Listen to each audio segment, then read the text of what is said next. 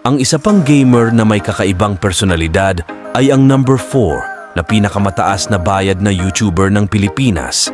Si Lincoln Velasquez, mas kilala bilang Kong, ay tinatayang kumikita ng 505,000 hanggang 805 million bawat buwan mula sa mga ads sa YouTube lamang.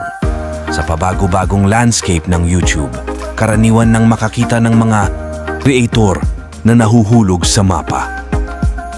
Ngunit para kay Kong na nagsimulang mag-vlog noong 2008, tinanggihan niya ang mga posibilidad sa pamamagitan ng pagpapanatiling may kaugnayan sa kanyang channel sa loob ng mahigit isang dekada. Bagamat isa siya sa pinakamayamang YouTuber sa bansa, ang kanyang mga hysterical na vlog ay sumasalamin sa down-to-earth vibe.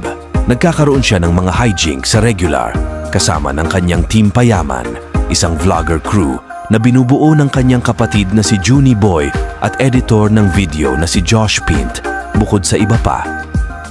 Nagpapanatili siya ng magkakahiwalay na channel kasama ang kanyang kasintahan, si Vi.